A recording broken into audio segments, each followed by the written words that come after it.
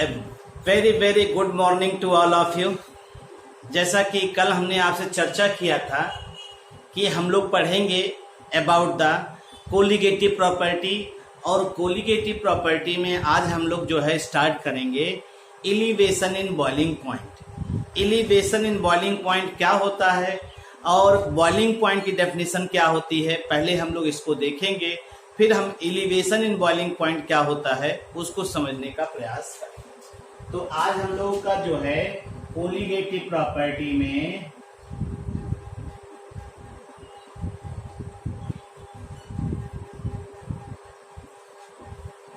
हम लोग पढ़ने चल रहे हैं elevation in boiling point. Elevation in boiling point, elevation in boiling point हम लोग पढ़ते हैं।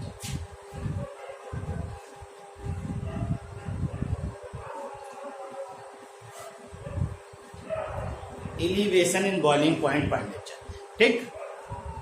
तो एलिवेशन इन बॉइलिंग पॉइंट क्या होता है इसको हम लोग समझने से पहले सबसे पहले एक वर्ड यूज करते हैं। ये बॉइलिंग पॉइंट क्या है? बॉइलिंग पॉइंट, बॉइलिंग पॉइंट क्या होता है? जैसे आप देखिए, जब भी किसी लिक्विड को आप बॉयल करते हैं, जब भी किसी लिक्विड को आप बॉयल करते हैं तो पहले वो वेपोराइज होता है ना। पहले वो क्या होता है? वेपोराइज होता है।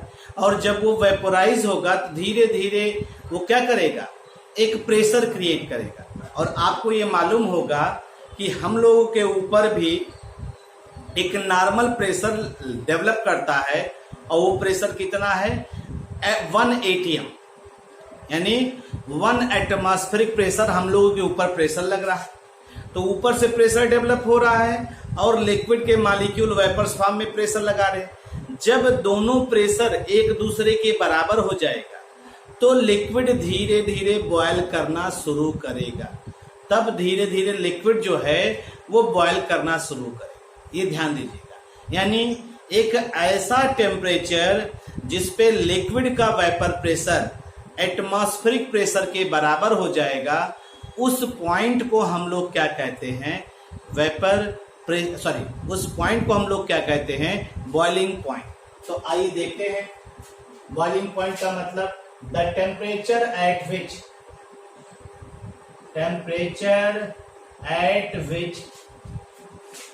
Vapour pressure of liquid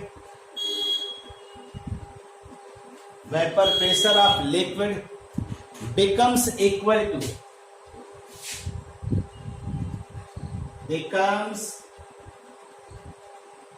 equal to atmospheric pressure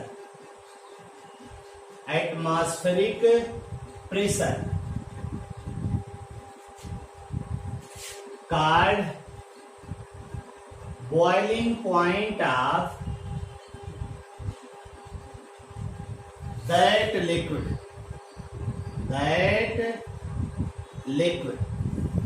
boiling point of that liquid. क्या कहा हमने?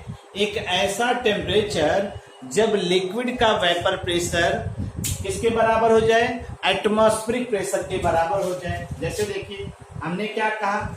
एटमॉस्फेरिक प्रेशर है। एटमॉस्फेरिक प्रेशर जो होता है वो कितना होता है? 1 atm, यानी 760 mmHg प्रेशर ना, या 76 सेंटीमीटर, ठीक। ये होता है। अगर आपका लिक्विड देखिए, बॉइलिंग पॉइंट का मतलब क्या हुआ?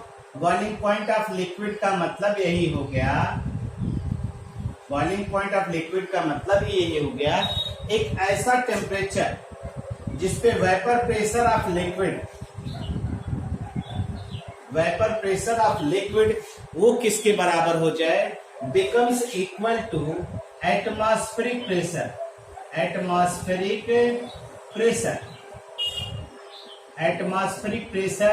यानी कितना हो जाए? 1 atm, ठीक है। ये बॉइलिंग पॉइंट हुआ। The temperature at which the temperature at विच, ये आपका है, यानी एक ऐसा टेम्परेचर जिसपे लिक्विड का वेपर प्रेशर किसके बराबर हो जाए, एटमॉस्फेरिक प्रेशर के बराबर हो जाए, उसको हम लोग बॉइलिंग पॉइंट ऑफ लिक्विड कहते हैं, उसको हम लोग बॉइलिंग पॉइंट ऑफ लिक्विड कहते हैं। ठीक, ये हो गया।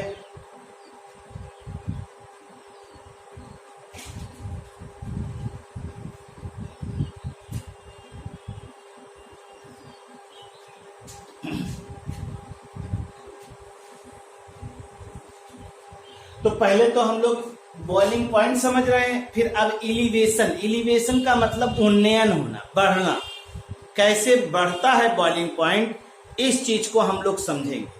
तो हमने आपसे एक चीज कहा था, अगर आपको याद हो, जब वेपर प्रेशर ऑफ सॉल्यूशन बताया था तो हमने एक चीज उसमें डिफाइन किया था कि जब नॉन वोलाटाइल सॉल्यूट, जब नॉन वोलाटाइल सॉल्यूट किसी भी सॉल्वेंट में आप ऐड करते हैं, लिक्विड में ऐड करते हैं, तो जो सॉल्यूशन का वेपर प्रेशर होता है वो घटता है, सॉल्यूशन का जो वेपर प्रेशर होता है वो घट जाता है, और घटना यानी सॉल्यूशन का वेपर प्रेशर कम होगा, सॉल्वेंट यानी लिक्विड, प्योर लिक्विड का वेपर प्रेशर ज्यादा होगा, तो दोनों का जो डिफरेंस होगा उसी को हम लोग क्या कहेंगे, एलिवेशन इन बॉइलिंग पॉइंट, उसी को क्या कहेंगे, एलिवेशन इन बॉइलिंग पॉइंट। कैसे हम लोग देखते हैं, कैसे कैलकुलेट करते हैं, इसकी चर्चा हम लोग करेंगे। तो हमारे ख्याल से बॉइलिंग पॉइंट की डेफिनेशन एक अच्छा क्लास 8th में ही आपको पढ़ा होगा, आपने पढ़ा होगा क्लास 8th में बॉइलिंग पॉइंट की क्या डेफिनेशन होती है और बॉइलिंग पॉइंट को कैसे हम लोग डिफाइन करते हैं। ठीक है भाई, अब आगे चलते हैं, इसको देखिए, थोड़ा सा चीजों को अच्छे से समझते हुए चलेंगे तो चीजें आपके अकॉर्डिंग दिखाई देंगी। तो अब आइए नेक्स्ट पार्ट हम लोग लेकर चलते हैं।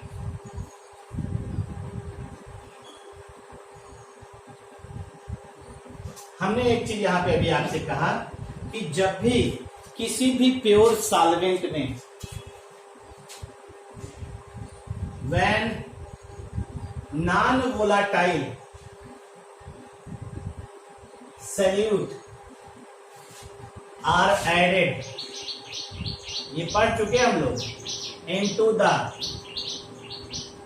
प्योर सॉल्वेंट, पुरानी बात को रिकॉल कर रहे हैं, ध्यान दीजिएगा, इनटू द प्योर सॉल्वेंट या लिक्विड, प्योर सॉल्वेंट या लिक्विड, ठीक है, प्योर सॉल्वेंट या लिक्विड, क्या कहा हमने, when non volatile solute are added into pure solvent और liquid, then vapor pressure of solution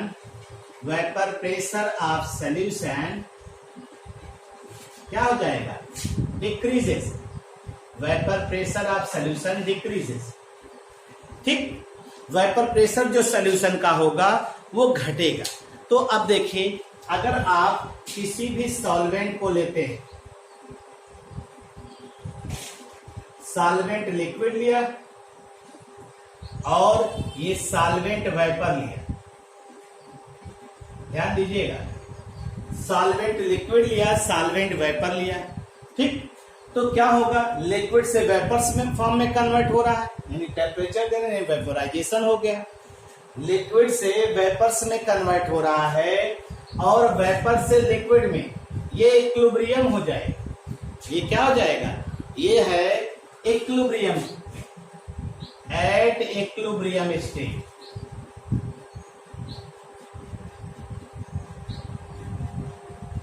यानी रेट ऑफ वेपोराइजेशन और रेट ऑफ कंडेंसेशन दोनों बराबर, यानी सॉल्वेंट से लिक्विड में अगर मान लीजिए सॉल्वेंट से लिक्विड में 10 मॉलिक्यूल जा रहे हैं तो 10 मॉलिक्यूल वेपर से लिक्विड में जा रहे हैं, ये एक इक्विलिब्रियम स्टैब्लिश हो गया। अब ये इक्विलिब्रियम है, कब इक्विलिब्रियम है, ये बॉइलिंग पॉइंट पे इक्विलिब्रियम, ये इक्विलिब्रियम आपका बॉइलिंग पॉइंट पे, ये equilibrium occurs at boiling point, occurs at boiling point, इस तरह का इक्विलिब्रियम आपको दिखाई देगा। ठीक, अगर आप थोड़ा सा ध्यान दीजिए, इसी सॉल्वेंट में नॉन वोलाटाइल सॉल्यूट ऐड कर दीजिए, यानी अब देखिए when non-volatile solute are added into the pure solvent, non-volatile solute are added into the pure solvent. ठीक है, तो वेपर प्रेशर क्या हो जाएगा? Then vapour pressure of liquid decreases. अब देखिए दूसरा इक्विलिब्रियम बनाने चल रहे हैं. आपने कहा ये सॉल्वेंट है, ये पहला फेज था. अब दूसरा देखिए, आपने कहा ये सॉल्वेंट है और इसमें आपने ऐड किया नॉन वोलाटाइल सॉल्यूट. ये सॉल्वेंट है और इसमें आपने क्या यूज किया? नॉन वोलाटाइल सॉल्यूट यूज किया. तो अब देखिए इक्विलिब्रियम क्या हो गया? डिस्टर्ब होगा. देखो कैसे, ये एरो ऐसे बना दिया, एक एरो छोटा कर दिया और एक एरो बड़ा कर दिया, और ये आपका हो जाएगा solvent vapour.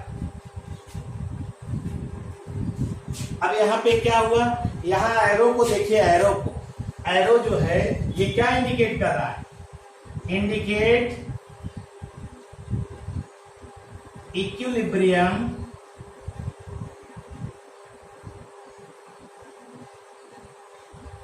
Disturb. Indicate equilibrium disturb. ये स्मॉल एरो है, स्मॉल एरो, और ये लार्ज एरो. स्मॉल एरो और लार्ज एरो इस तरह से है. ठीक, लार्ज एरो ये इंडिकेट कर रहा है कि इधर से मॉलिक्यूल इधर ज्यादा आ रहे हैं. जैसे मान लीजिए हमने यही मान लिया, इधर से 10 मॉलिक्यूल आ रहे हैं, इधर से 5 हो गया, यानी इधर से मॉलिक्यूल कम जा रहे हैं और इधर से मॉलिक्यूल ज्यादा आ रहे हैं. इक्विलिब्रियम डिस्टर्ब हो गया. अब इसी इक्विलिब्रियम को मेंटेन करने के लिए आप क्या करेंगे? आप सॉल्यूशन के टेम्परेचर को बढ़ाएंगे. आप सॉल्यूशन के टेम्परेचर को, ये मिला के क्या बन गया? ये मिला के आपका सॉल्यूशन हो गया भाई. ये मिला के क्या हो गया? सॉल्यूशन हो गया. ध्यान दीजिएगा, ये आपका जो है सॉल्यूशन कहला रहा है. अब इस सॉल्यूशन को देखिए, सॉल्यूशन से जो वेपर्स में कन्वर्ट होने वाले मॉलिक्यूल हैं उनकी संख्या हो गई कम, और जब उनकी संख्या हो गई कम और वेपर से सॉल्यूशन में आने वाले मॉलिक्यूल्स की संख्या मेंटेन है, यानी उतनी ही है, तो हमें इक्विलिब्रियम जो डिस्टर्ब हो गया है उस इक्विलिब्रियम को मेंटेन करने के लिए हम लोग क्या करेंगे? टेम्परेचर ऑफ सॉल्यूशन, यानी टेम्परेचर ऑफ सॉल्यूशन को हमें क्या करना पड़ेगा? Rises till the equilibrium maintain. जब तक इक्विलिब्रियम मेंटेन ना हो जाए, जब तक इक्विलिब्रियम मेंटेन ना हो जाए, आप सॉल्यूशन के टेम्परेचर को बढ़ाएंगे. आप सॉल्यूशन के टेम्परेचर को बढ़ाएंगे जब तक इक्विलिब्रियम मेंटेन ना हो जाए. तो देखिए आपने कहा जब इसके टेम्परेचर को बढ़ाएंगे इसका मतलब सॉल्यूशन का बॉइलिंग पॉइंट बढ़ेगा. कब? जब नॉन वोलेटाइल सॉल्यूट ऐड कर दिया तो सॉल्यूशन का बॉइलिंग पॉइंट बढ़ेगा, और जैसे बॉयल होने की क्षमता बढ़ेगी इधर से भी मॉलिक्यूल की संख्या बढ़ना शुरू हो जाएगी. एक स्टेज ऐसा आएगा जब इधर से भी ये एरो क्या हो जाएगा? 10 मॉलिक्यूल वाला हो जाएगा. इधर से तो 10 है ही, इधर से भी 10 हो जाएगा. उसी पॉइंट को हम लोग कहते हैं इलिवेशन इन बॉइलिंग पॉइंट. वही क्या कहलाता है? इलिवेशन इन बॉइलिंग पॉइंट कहलाता है. हम इसको थोड़ा सा लिख देते हैं लैंग्वेज में. देखिए हमने क्या कहा? When non volatile solute are added, when non-volatile solute are added into the pure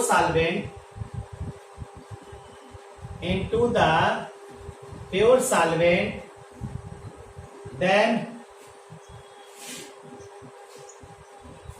vapor pressure of solution decreases. that is equilibrium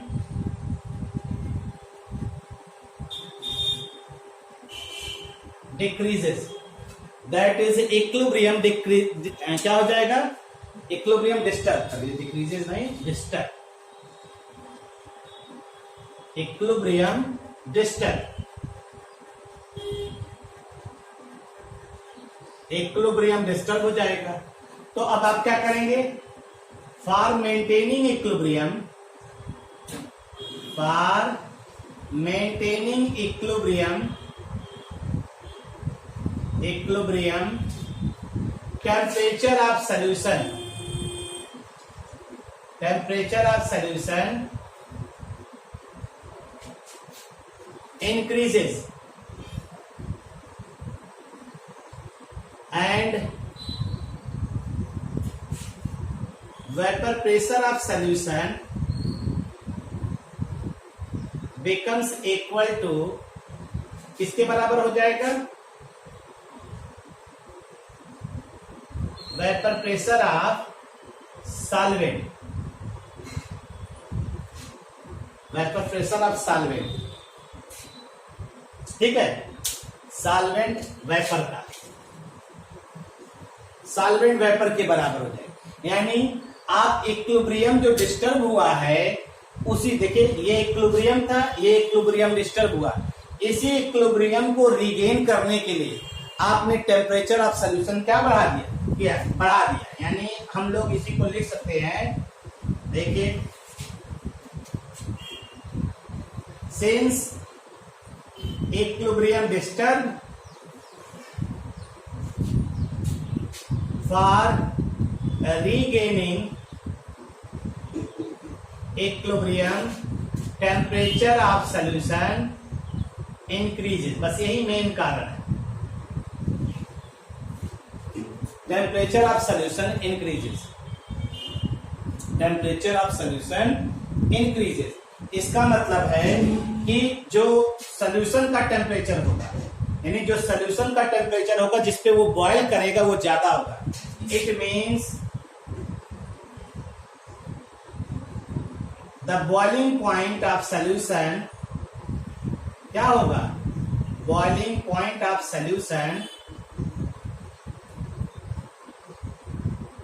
जिसे हम लोग टीएस कहते हैं, TS is greater then,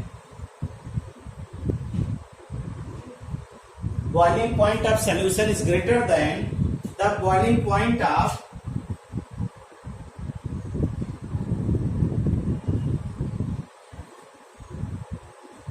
pure solvent, ठीक है, प्योर सॉल्वेंट, जिसे हम लोग टी नॉट से दिखाएंगे, किससे दिखाएंगे, टी नॉट से दिखा सकते हैं या ऐसे दिखा दे, टी नॉट, टीओ से दिखा, जिसको भी कहिए। तो इसका मतलब है यहां पे क्या होगा, that is TS is greater than TO, TS is greater than TO.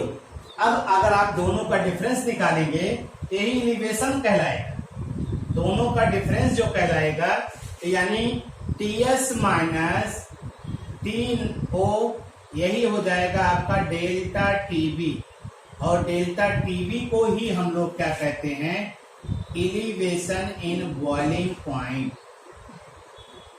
Elevation in boiling point, ये आपका एलिवेशन इन बॉइलिंग पॉइंट कहलाएगा भाई। इसी को हम लोग क्या कह रहे हैं, एलिवेशन इन बॉइलिंग पॉइंट। यानी जब भी आपने नॉन वोलेटाइल सॉल्यूट ऐड किया, सॉल्यूशन का वेपर प्रेशर कम हो गया, सॉल्यूशन के वेपर प्रेशर को फिर से इक्विलिब्रियम को रिगेन कराने के लिए आपने सॉल्यूशन के टेम्परेचर को बढ़ाया, और बढ़ाने के बाद इक्विलिब्रियम को रिगेन किया। तो दो, इसका मतलब है कि जो सॉल्यूशन का बॉइलिंग पॉइंट है वो ग्रेटर होगा boiling point of pure solvent, तो दोनों का डिफरेंस जो होगा वही कहलाएगा एलिवेशन इन बॉइलिंग पॉइंट। इसी को हम लोग क्या कहेंगे, एलिवेशन इन बॉइलिंग पॉइंट। तो आप चाहें तो एलिवेशन बॉइलिंग पॉइंट को इस तरह से एक्सप्लेन भी कर सकते हैं, बहुत बड़ी बात इसमें नहीं, ठीक है भाई। अब आइए इसी को हम लोग ग्राफ के रूप में देखते हैं, ग्राफिकल इसका रिप्रेजेंटेशन, क्योंकि इसका हम लोग थर्मोडायनेमिक डेरिवेशन भी देखेंगे। तो पहले आइए ग्राफ देखते हैं, उसी ग्राफ का इस्तेमाल हम लोग थर्मोडायनेमिक डेरिवेशन में भी करेंगे। तो आइए इसी को ऑब्जर्व करते हैं। तो हमने सिर्फ यही लिखा है, देख लीजिए एक बार। When non-volatile solute are added into the pure solvent, vapor pressure of solution decreases। ये तो आपने पढ़ा ही है। इक्विलिब्रियम डिस्टर्ब हो जाएगा। इक्विलिब्रियम को मेंटेन करने के लिए आपको टेम्परेचर ऑफ सॉल्यूशन इंक्रीज करना पड़ेगा और vapour pressure of solution becomes equal to the vapour pressure of solvent vapour. फिर हमने क्या कहा, इक्विलिब्रियम डिस्टर्ब हो गया है तो इक्विलिब्रियम को रिगेन करने के लिए टेम्परेचर ऑफ सॉल्यूशन इंक्रीज करते हैं। इक्विलिब्रियम डिस्टर्ब हो चुका है तो इक्विलिब्रियम को रिगेन करने के लिए टेम्परेचर ऑफ सॉल्यूशन आप क्या करते हैं, इंक्रीज करते हैं। और इसका मतलब है जो बॉइलिंग पॉइंट सॉल्यूशन है वो ग्रेटर है boiling point of pure solvent, और ये वाला सिचुएशन यहाँ हो रहा है और इसी को आपने यहाँ पे दिखाया। तो ये आपका एलिवेशन इन बॉइलिंग पॉइंट हुआ, इसको आप इस तरह से डिफाइन कर रहे हैं।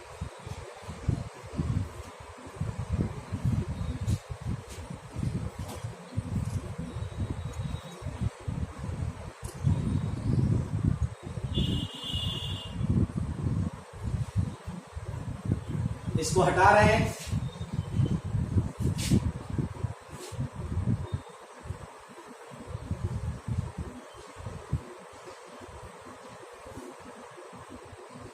नेक्स्ट आइए, तो हम एक ग्राफ बना रहे हैं। जो ग्राफ हमने आपसे कहा, ग्राफ देखिए। आपने एक साइड में ले लिया है वेपर प्रेशर और एक में ले लिया है टेम्परेचर। आपको मालूम है जो एक्सटर्नल एटमॉस्फेरिक प्रेशर होता है वो कितना होता है, 1 atm। तो ये एक्सटर्नल प्रेशर हो,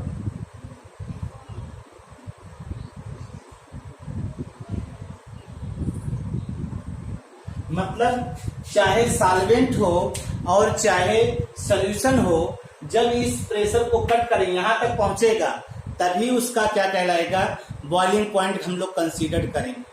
तो देखिए, अगर हमने ले लिया यहाँ पे, मान लीजिए प्योर सॉल्वेंट को ले रहे हैं, प्योर सॉल्वेंट को ले रहे हैं, देखिए ये इस तरह से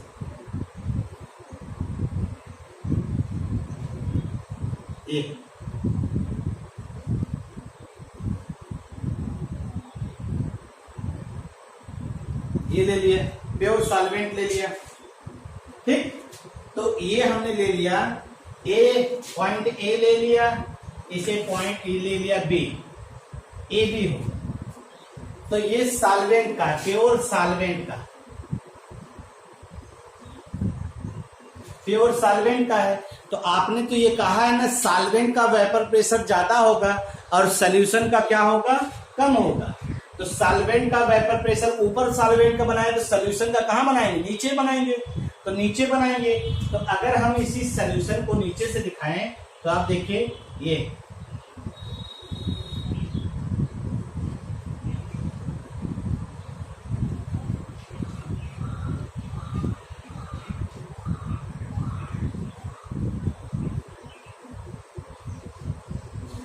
हो गया, ठीक है भाई। अब ये हो गया, तो ये पॉइंट आपको दिखाई दे रहे हैं, ध्यान दीजिएगा।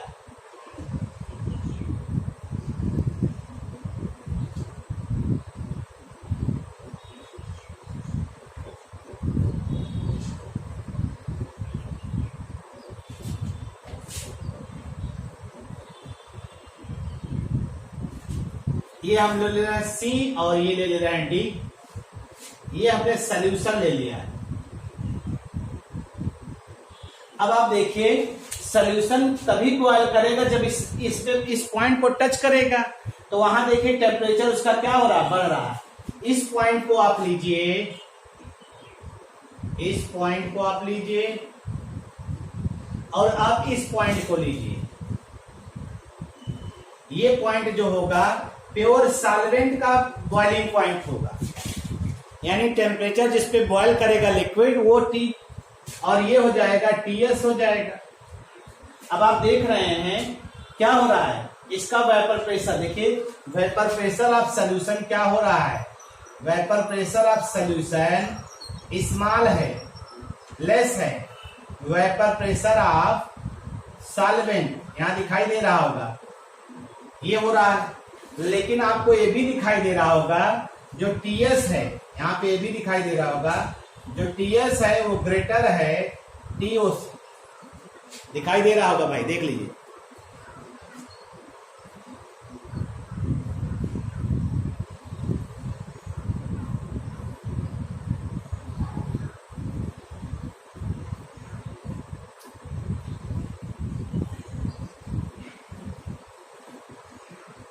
अगर आप इस पॉइंट को देखिए, इस पॉइंट को देखिए, ये इस पॉइंट को देखिए जिसपे ये कट कर रहा है, ये इस पॉइंट को देखिए तो ये ऐसे आ रहा, देखिए ये। अरे भाई ये सोल्यूशन वाला कट कर रहा है ना, किसको कट कर रहा है?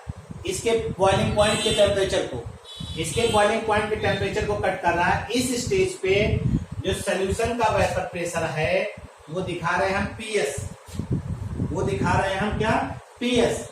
यहाँ पे जो सॉल्वेंट का वेपर प्रेशर है वो दिखा रहे हैं हम पी नॉट। ये ध्यान रखिएगा, ये सारे पॉइंट आपको ध्यान रहने चाहिए, क्योंकि जो डेरिवेशन अभी करा जाएगा उसमें इन पॉइंट के करस्पॉन्डिंग टेम्परेचर और प्रेशर हमें मालूम होना चाहिए। अगर टेम्परेचर और प्रेशर हमें नहीं मालूम रहेगा तो हम लोग जो भी अप्लाई करेंगे क्लासियस-क्लैपेरॉन इक्वेशन फेज इक्विलिब्रिया के लिए, उसमें दिक्कत होगी। तो इसलिए पॉइंट जरूर याद रखे रहिएगा। तो एक पॉइंट तो ये हो गया आपको, और एक पॉइंट ये हो गया, दो पॉइंट मिल गया आपको। हमने पहले वाले पॉइंट को हमने इसको दे दिया, ए बी हो गया, सी डी हो गया, ई हो गया, ये ई हो गया, ये एफ हो गया, एफ, ये पॉइंट एफ हो गया, ये पॉइंट क्या हो गया? जी, ये पॉइंट जी हो गया। इसको चाहे तो इस पे कोई जरूरत नहीं, इसका इसी पे रखे रहिए। हाँ, ये पॉइंट इतने पॉइंट हैं, ठीक। तो ये आपका जो है, ये अब देखिए सॉल्यूशन का वेपर प्रेशर कम है तो नीचे बना है, सॉल्वेंट का वेपर प्रेशर ज्यादा है तो ऊपर बना है।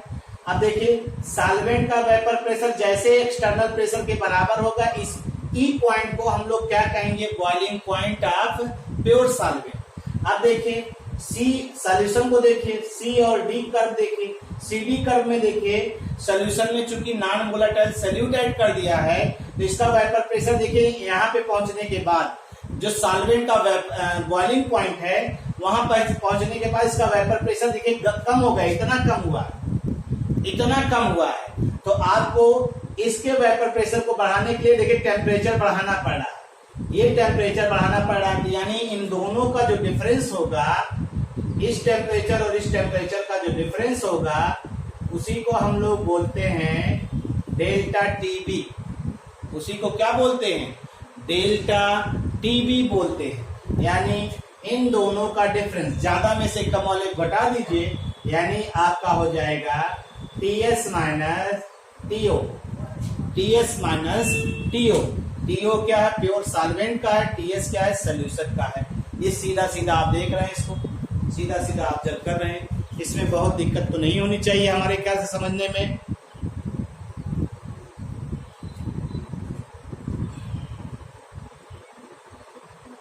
बहुत परेशानी नहीं होनी चाहिए, आप इस चीज को कर सकते हैं। चले आगे। तो हमने क्या कहा? वेपर प्रेशर सॉल्यूशन का कम है, वेपर प्रेशर सॉल्वेंट से नीचे दिखा रहे हैं। इस पॉइंट पे देखिए इक्विलिब्रियम डिस्टर्ब हुआ है, आगे बढ़ाएंगे, यहाँ पहुंचते ही इक्विलिब्रियम फिर से मेंटेन हो जाएगा। तो यही चीज करना है। तो यहाँ से यहाँ जो टेम्परेचर का वेरिएशन है उसी को आप एलिवेशन इन बॉइलिंग पॉइंट यहाँ पे कह रहे हैं, ये ध्यान दीजिएगा।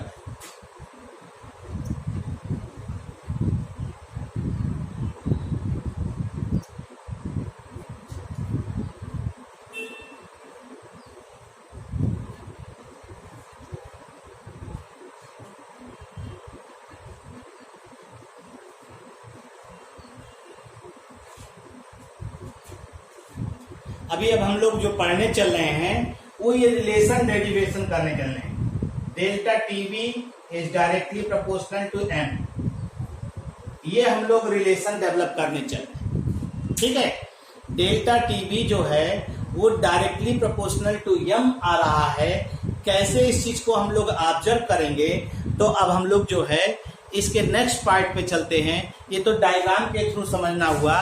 अब इनका संबंध क्या है, कैसे थर्मोडायनेमिक डेरिवेशन हम लोग पढ़ेंगे, आइए उसको देखते हैं। हेड डालिए नेक्स्ट। इसका इस्तेमाल करना है भाई, तो इसको हम यहीं रहने दे रहे हैं, इधर नहीं छू रहे हैं। ये बहुत जरूरी है। क्या चीज? पी नॉट है vapour pressure of pure solvent.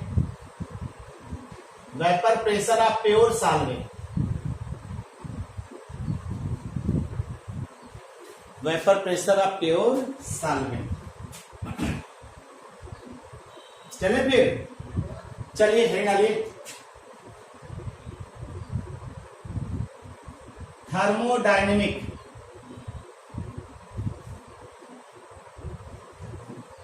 Derivation of thermodynamic derivation of thermodynamic derivation of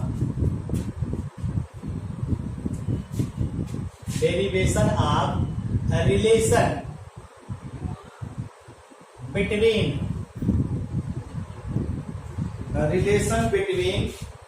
elevation in boiling point, elevation in boiling point, elevation in boiling point and concentration of the solution.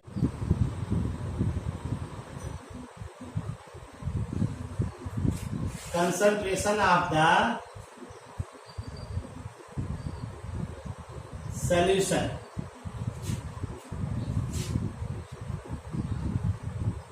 ये है भाई, और important topic माना जाता है ये, इसको देखिएगा।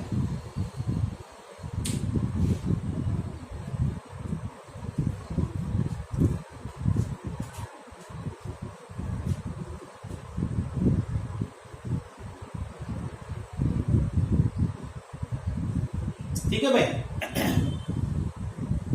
तो देखिए, आपने क्लासियस क्लैपेरॉन इक्वेशन पढ़ा होगा, सेकेंड ईयर में है, बीएससी सेकेंड ईयर में क्लासियस क्लैपेरॉन केमिकल इक्विलिब्रियम में पढ़ा होगा। तो क्लासियस क्लैपेरॉन इक्वेशन है, और उस क्लासियस क्लैपेरॉन इक्वेशन को आपने अप्लाई किया था फेज इक्विलिब्रिया के लिए। तमाम फेजेस जब एक दूसरे के साथ इक्विलिब्रियम में है तो वहां पे आपने अप्लाई किया था। यहां पर भी फेज इक्विलिब्रिया अप्लाई होने चल रहा है। तो हम लोग जो ये डेरिवेशन है, इस डेरिवेशन को कैसे निकालेंगे, वो डेरिवेशन दो चीजों को इस्तेमाल करके, एक क्लासियस क्लैपेरॉन इक्वेशन और दूसरा राउल्ट्स लॉ को फॉलो करते हुए हम लोग आगे बढ़े। ठीक है, इन दोनों की सहायता से। तो देखिए, यानी above derivation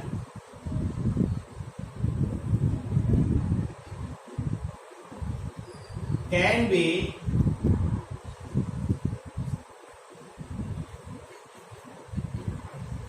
derived by the use of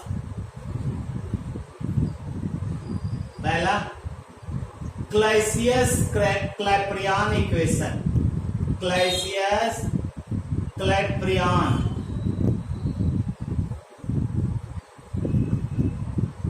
equation, दूसरा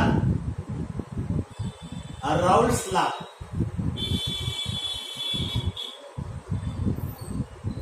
ठीक है, अंडर डिफरेंट कंडीशंस, अलग अलग कंडीशंस में इनको अप्लाई करेंगे भाई, अंडर डिफरेंट कंडीशंस। ये चीज है Clausius Clapeyron equation, Raoult's law हम लोग अप्लाई करेंगे। ठीक, क्लासियस क्लैपेरॉन इक्वेशन और राउल्ट्स लॉ, ये दोनों इक्वेशन अप्लाई करेंगे। क्या क्या होता है इसमें, क्या क्या हम लोग करते हैं, वही चीज देखना है, वही चीज समझना है।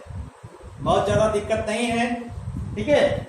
और इसको हम दो पार्ट में लेकर भी चलेंगे, हटवाइएगा नहीं, क्योंकि ये डेरिवेशन पूरा टाइम टेकिंग प्रोसेस। तो आइए देखते हैं और इसी को लेकर चलते हैं।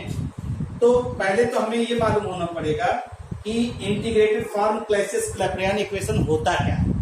इसको देख लेते हैं और इसको देखने के बाद फिर हम आगे जो है मूवमेंट करते हैं। ठीक है भाई, तो पहले हम लोग देते हैं, आइए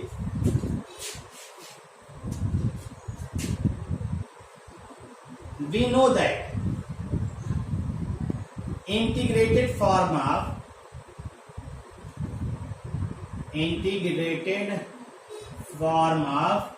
Clausius-Clapeyron equation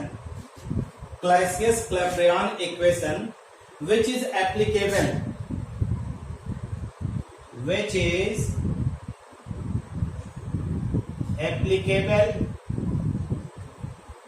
in phase equilibrium.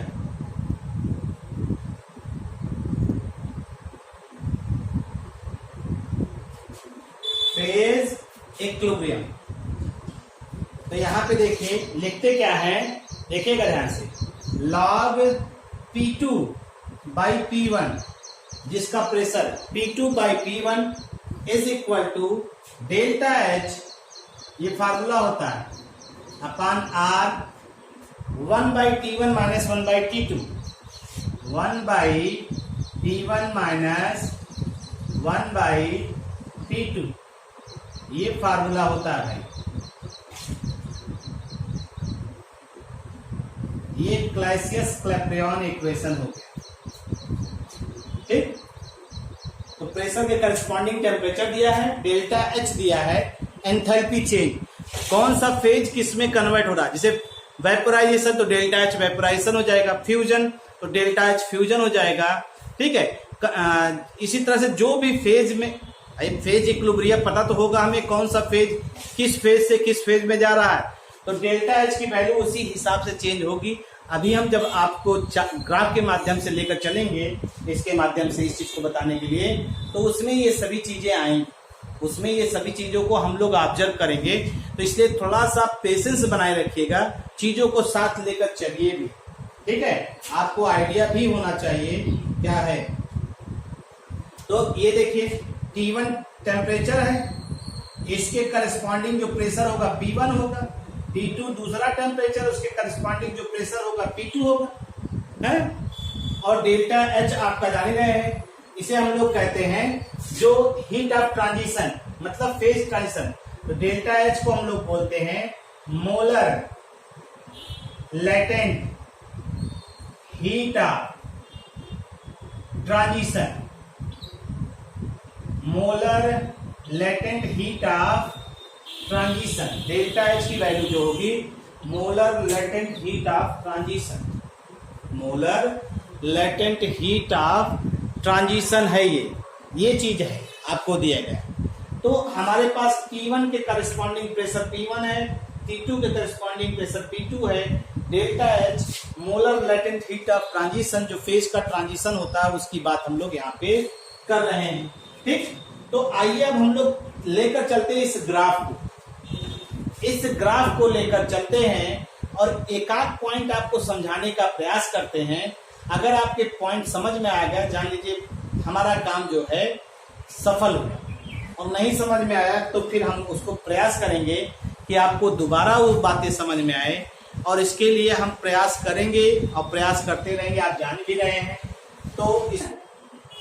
तो कल स्टार्ट करते हैं इसका डेरिवेशन, और बाकी की बातें इसी के आगे कल चलेगा।